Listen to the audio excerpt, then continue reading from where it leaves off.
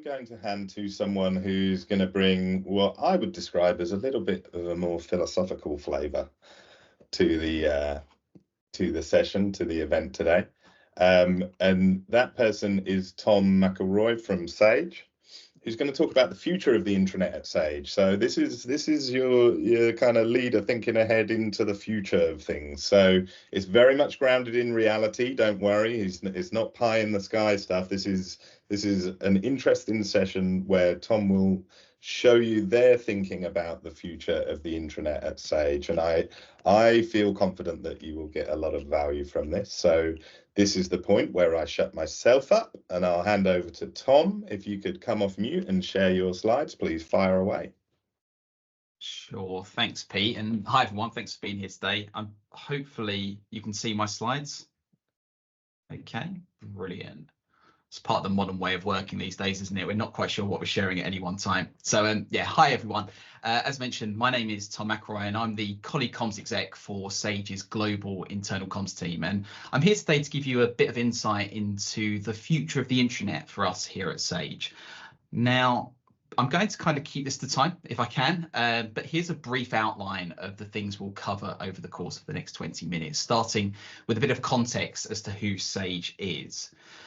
We're known globally for offering integrated accounting, payroll, excuse me, and payment systems. And we do that for millions of small and medium-sized businesses across the world, predominantly in Europe, the UK, and the United States. But I think what Sage ultimately seeks to do is to take the burden of admin out of businesses. No one starts a business these days because they're excited about completing their payroll and tax returns. And so Sage is always looking at how we can help people to focus on the thing they wanted to create the business for, while offering insights into how they can make it better. And like many companies right now, we're thinking about how generative AI can help with that. And that's led to our latest product offering, Sage Copilot, which you can see on the right there. But for this presentation specifically, it's worth mentioning that internally, we have around 11,000 colleagues who work over about 20 countries. And like our customers, that stretches right across the world, but predominantly in those 3 regions I mentioned earlier. So because I work in colleague communications, helping our leaders to engage with those 11,000 colleagues, I wanted to show the main mix of internal channels we use. We have our main intranet platform, which we call Your Sage, and that is both our main news channel and the space where colleagues access the information and apps they need, and we'll cover it in more detail on the next slide. We've also recently introduced podcasts, which give us a way to bring business conversations to life in a very unique way. It's a nascent channel right now and it's growing each month, but it's designed to supplement our other channels and give a bit of a different flavour to the content while allowing colleagues to listen on the go. Viva Engage is probably one very familiar to many of you. It's our internal social media platform, and it's where the more public conversations in our business largely take place. While Microsoft Teams is more focused around projects and tasks and the conversations around those, Viva Engage for us is more about themes and topics, and it helps us to promote conversations and spark them around the content we're sharing, which is really important to us. We also have a wealth of digital signage ranging from lock screens to big multi-floor displays like this one in our Newcastle HQ. It's very much a passive channel for us, but it's one we do like to invest in to help some of our key messages echo in a very visual way. And finally, there's email, which is very much the flex tape of internal comms. It can be used for everything and anything. And while I think it's probably overused in many instances, it's familiar. People know how it works, and that makes it kind of the default channel for many businesses. Now, all of these are designed to complement one another and offer something unique. Podcasts bring human voices to those key messages. Viva Engage sparks conversation around them. And interestingly, where email pushes messages into a colleague's space, i.e. their inbox, intranets are largely designed to be explored. They invite colleagues to discover content in more detail, and that's often how intranets get positioned. It's a space for finding the information and news you either want or what's been flagged to you by leaders and comms people like me. But behind all of that, I want you to think about the concept of attention, because that's what internal comms channels are ultimately fueled by. They're ways to direct attention to what leaders and the business as a whole think is important for colleagues. And I think how we talk about attention is fundamental to how all businesses will likely look at intranets going forward. But let's look at Sage's intranet more closely. This is your Sage. As I mentioned, it is effectively a space built on SharePoint where all colleagues can get the information they need. This is the global homepage, and at the top you can see the various zones where, excuse me, the various zones where colleagues can access their benefits, pay slips, policies, expenses, and so on. The stuff that helps them do their job and get what they personally want from the business. But we also share a lot of information about our products and customers. You'll see at the top we have a brand new customer and product zone, which explain the type of businesses we serve and which products help us to do that, effectively allowing colleagues to educate themselves and become great advocates for Sage. And then there's our news, what's happening in the business and the various topics leaders want colleagues to know about. Here you can see our global stories, but all of our regions also have their own regional comms teams and pages showing news for those regions. So there's different layers to the stories we're sharing with colleagues too. One of the things we love most about the platform, though, is how adaptable we've been able to make it. Bringing the intranet over from Unily to SharePoint has helped us to integrate a lot of our Microsoft tools together, so we can blend our Viva Engage posts into our news stories, for example, and weave a mix of video content into our campaigns, all while adopting new Microsoft tech as it evolves. It's certainly not meant as an advertisement for Microsoft, but simply to highlight that we've got a pretty comprehensive platform that we can do a lot of cool things with. Which then brings us to how colleagues are actually using it. Since we introduced our new intranet at the start of October last year, we've seen a pretty steady stream of colleagues visiting on a daily basis, just over 2,700, which is about a quarter of our global workforce. And when we look at unique users over the span of a week, we can see that each colleague is typically visiting your Sage about 2.7 times a week on average. And we can see that a lot of those views are going to sites like the Colleague Zone, our benefits and expense platforms, and things like that.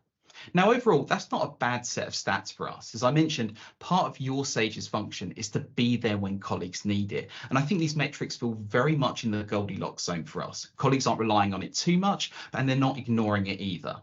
But the same can't be said for our news content. Again, we also rely on the intranet as our main channel for internal comms. And so its ability to connect colleagues with that content is really important to us. But on the right of this slide, you'll see a chart that compares those 2,700 daily visitors, the bar in white, with the top 20 news stories by unique views in the first 6 months of your Sage's launch. Now, I can tell you those top 3 green bars denote our Q1 financial results comms, which talks about strategy, financial performance, and bonuses. As you can expect, they get a huge amount of interest because they directly affect our colleagues. But you'll also see that very quickly, the average views trend down into the very low hundreds, and that has been consistent for some time now. More so, these are stories that every colleague is seeing when they open their browser up. It's the default homepage for all global colleagues, and they're having to go past them to get to those various apps I mentioned earlier. And when we know that these stories may linger on the homepage for several days, i.e. seeing multiple cohorts of those 2,700 unique users during their time, our conversion rate really drops into the single percentages. That in itself might feel like a cause for panic, but it's actually something most businesses see. And in any case, we've actually found a way to kind of buck that trend by simply leveraging those daily visits over a longer span of time. Back in February this year, we held our Sage Transform conference in Las Vegas. This is a huge product event we hold for our North American customers and partners, and it's where we show off our latest innovations, including Sage Copilot. But it's also a big event from an internal perspective. North America is a key market for us, and the things we announce and talk about there have ramifications right across our global business. So it's something leaders want colleagues right across the world to learn about and be a part of. And so to try and buck that trend we're seeing with our other news content, we brought all of the internal comms and content surrounding Transform together into a single hub where we could host the announcement articles, keynote videos, photos, Viva Engage posts, and so on. And then we simply created a prominent banner that stayed on the global homepage for about 4 to 5 weeks after the event had finished. And the interesting thing was about 60% of our engagement happened in the 4 weeks following the event. In essence, what made the campaign a big success for us was that we made the content discoverable and then we just let colleagues find it in their own time. There were no all company emails, no big free merchandise giveaways. We just let it be, and it worked better than any campaign we had run before. And that brings us back to that idea of attention. With the technologies we have and the demands of our roles, our attention has never been pulled in so many different directions, inside and outside of work. After all, in colleague comms, we're trying to cut through busy inboxes, online meetings, Teams messages, and other distractions going on in the office and even at home. But that said, evergreen, discoverable content is much more immune to those fast-paced, distractible environments. And when you've got companies like Gartner and Swoop telling you that colleagues are spending only an average of 1 minute reading news per day, you have to leverage that minute for as long as possible. But those trends we're seeing right across the intranet have ultimately got us to ask 4 big questions. The first 3 which you can see here. Firstly, given our colleagues don't operate on the intranet, they're busy using Teams, the Office 365 suite, or even specialized platforms, we need to ask ourselves how we meet them where they happen to be. Following COVID, many of our colleagues aren't even in the office at the same time. So in many ways, we're operating in 11,000 unique environments, and that makes it very hard for any one solution or platform to engage them effectively. One way to think about it is if our intranet is our internal storefront for our business, many of us are still grappling with the rise of internet shopping. It's a real paradigm shift we're experiencing. And just like the conversations around internet shopping, we're also asking ourselves what content resonates with colleagues. The reason content on financial performance and bonuses is engaging is because colleagues innately see how it affects them. And that's not necessarily as obvious with other content. And so we're looking closer at the stories we're telling. What's happening at Sage? Why is that exciting and important for colleagues? And what can they do to help? Being clearer with that is helping us not to just engage colleagues, but engage them on a deeper level in the way a good film or book engages you and gets you thinking thanks to the way it tells its story. But with only a minute on average to play with, it's clearly about concise, informed moments of connection. How do you convey information to colleagues in a few short moments? That's going to be a really important one to think about, as we'll come back to later. And what metrics show us success? Often we talk about views and view time, but really at the end of the day, content is meant to make us feel and do things. And that's rarely measured inside businesses outside of quarterly pulse surveys. But getting that qualitative feedback, how colleagues feel about what you're telling them, is ultimately what underpins the entire employee experience. And that's going to be the holy grail of employee engagement in the years to come. But taking an even wider view, the biggest question we're asking is simply, what is the intranet trying to be? Is it a space for colleagues to connect with apps and information they need when they need it? Or is it a space for broadcasting news? The topics we think are important to colleagues right now. In some ways, I don't think there's a right answer. It can be either. But I also think our own experiences with technology suggest what type of intranet is destined to do better than others. I don't know about you, but I'm very careful with my phone's notification settings. I turn practically all of them off because I feel notifications are a bit distracting. They nudge me out of my moments of focus, and they often make me feel anxious because I'm reacting to my schedule rather than controlling it. You might be the same, or you might thrive off of notifications. But either way, I think we can all agree that much of our technology right now is intended to give us control of our focus and time. We have all of these platforms, apps, and devices that allow us to shape almost every aspect of our day. And that expectation, that trained behavior, then comes with us into work. And those expectations are what I think we need to build our intranets around. Now, my team and I certainly don't have all the answers, but there are 3 key things we're paying close attention to as we move forward.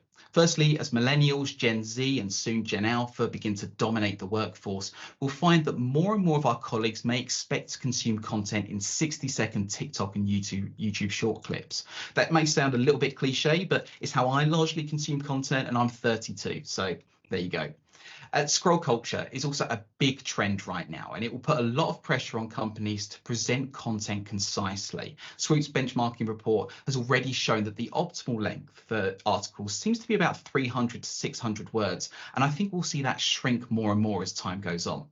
Similarly, our desire to Google things as we go through life is one of the biggest influences on our behaviours. We find comfort in knowing that we're only a few seconds away from anything we need to know. Companies will likely need to reflect that and think less about comms plans and more about search engine optimization, because that will be the new comms plan for engaging colleagues to a large extent.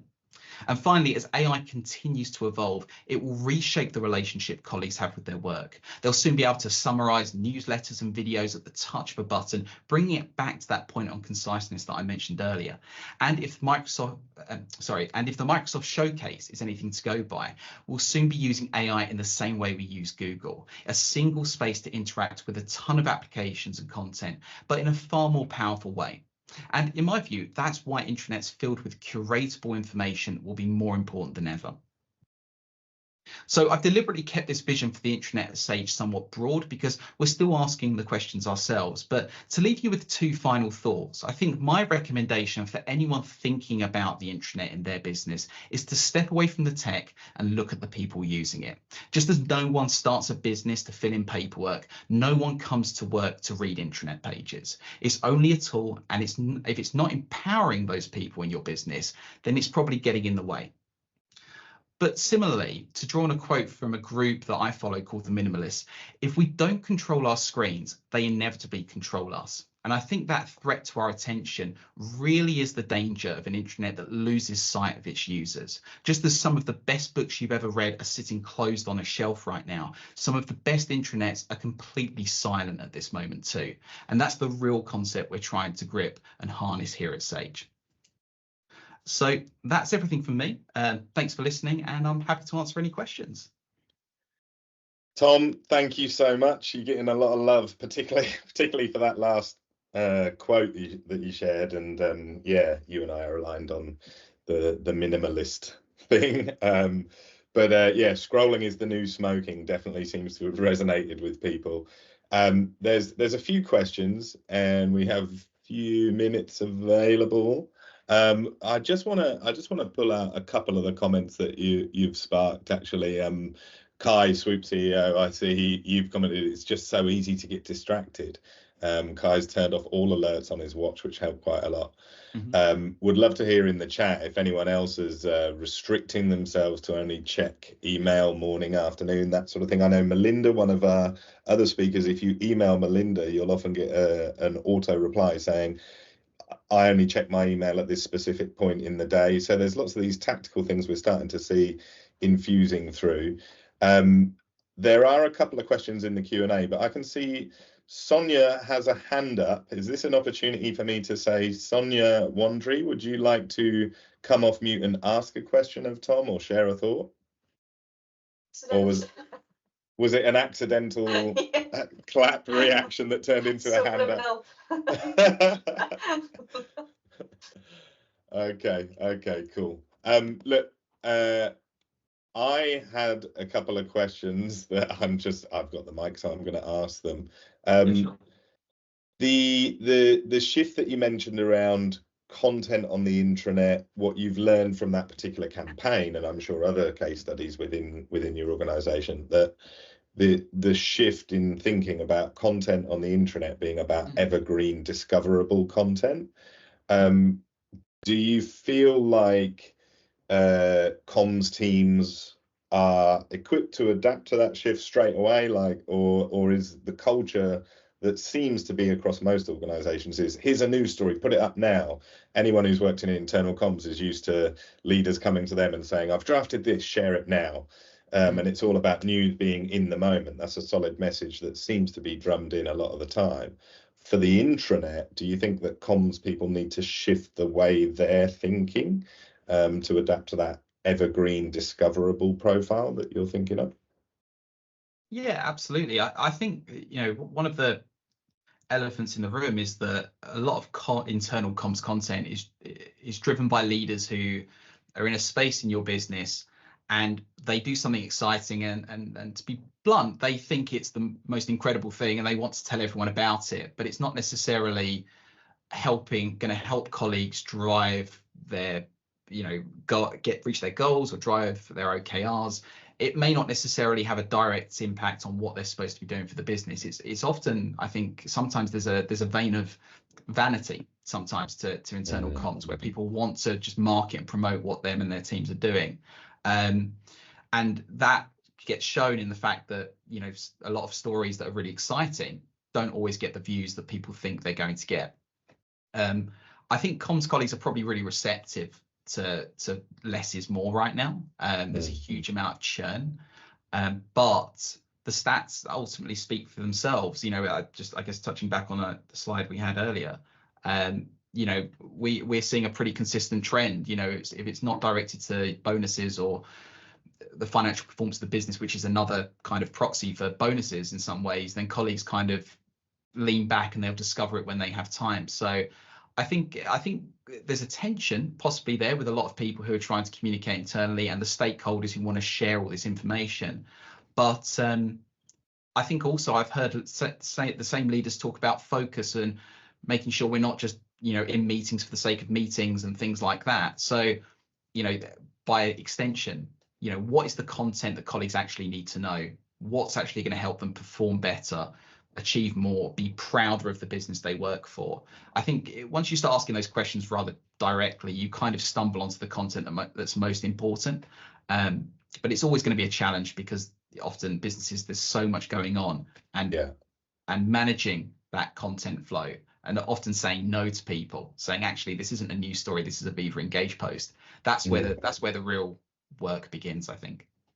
Yeah, that there seems to have been a bit of a subtle thread through a lot of the presentations around saying no to people, which I think comms, HR, culture, IT people are very much sort of culturally attuned to saying yes to people. You know, yes, I can fix that. Yes, I can do this thing. But in this quest for clarity, it's really important to be saying no, right? And I mean, you shared your channel landscape.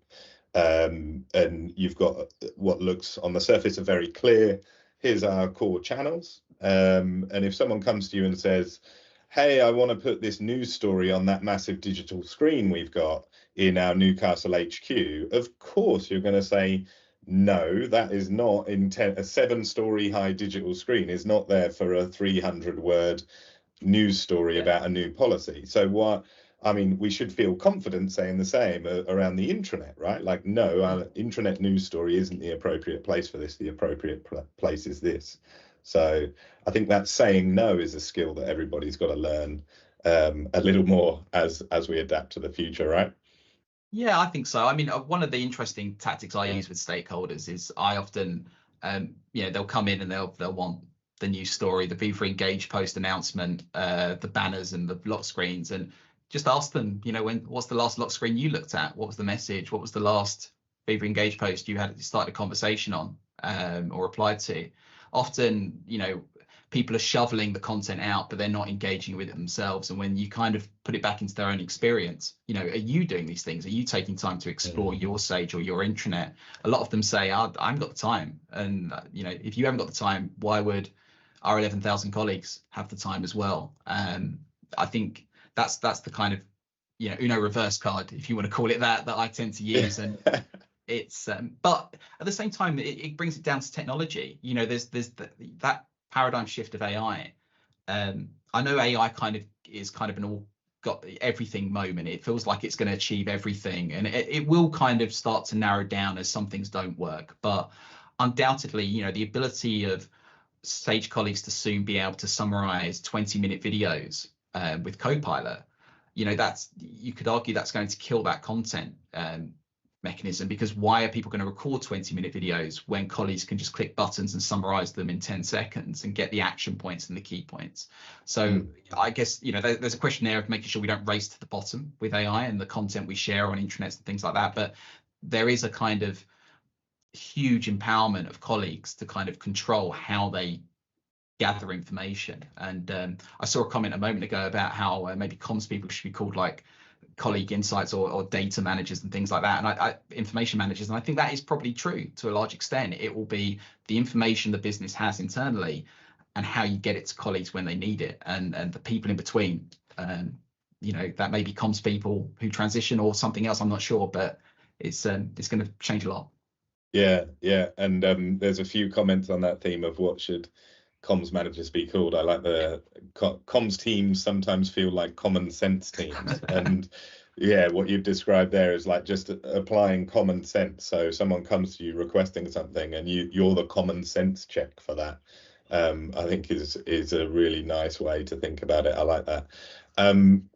There was a comment further back that I wanted to call out from Anna, who mentioned, where is it gone now? So I saw a comment I wanted to call out. This was it. So Anna said, Tom is touching on something that I think is really interesting. Do we really need to get eyeballs on the content to drive page views? Or is the intranet about giving people the safety of knowing that they will always be able to find the information and answers they need when they need it? I just wanted to call that out because it speaks to that thing of, it touches on metrics as well and purpose around, do we really need to get eyeballs on the content, or are we trying to get the right eyeballs on the content? Just love to get your thoughts on that, Tom. Yeah, I think that the idea of views and click-throughs to a large extent is part of the legacy metrics. We've got, as new tech steps in, excuse me, we'll be able to potentially just measure what's actually important. For example, there might be a comms on our intranet about Glassdoor reviews. We want colleagues to share what it's like to work at Sage so that people who are joining us know what's going on. Does the comms really matter? Does it really matter if people see the message, or does it matter that they're going onto Glassdoor and posting it? And if they're not doing that, is there a reason why they're not doing it? Maybe they don't feel comfortable, they might feel that they can't be honest or something like that. So really the comms is kind of a false lead in terms of the success we're going for. It really does come, I think, down to how colleagues feel. Think, feel, do. That's always the kind of three of comms. What do people feel about this? What do you want them to do about it or to think about it? The way to measure that is there isn't a lot of tech that allows us to do that or that's easily implementable. If Microsoft, I know Microsoft are coming on later. My one recommendation, Microsoft, is find a way to get sentiment. If you go onto SharePoint, I'd love it if it asked you how you were feeling, what you were interested in, what questions you have, and the AIs and things like that kind of just built your intranet in front of you with all the information you needed. But I think that sentiment is the real thing, because how your colleagues feel and what they think about your business is what we're ultimately trying to shape.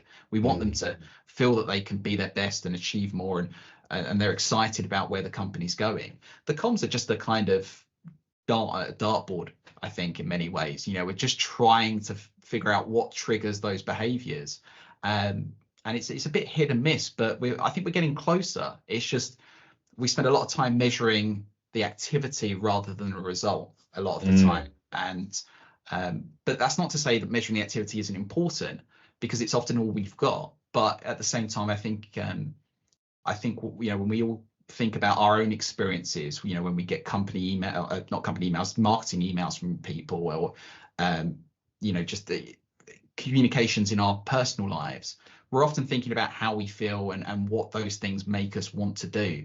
That's kind of the measure of success, and I just think we need to probably bring that into corporate life a little bit more. Yeah, nice note to end on there, because time is ticking. Thank you, Tom, for such a thought-starting presentation. You've had loads of reactions. I hope you've seen all of that and felt the love from the crowd, and loads of comments and a bunch of questions. So yeah, really good. And really appreciate you and all of our speakers, of course, putting the time and effort into collating your thoughts together and sharing such a fantastic presentation. Thank you very much indeed.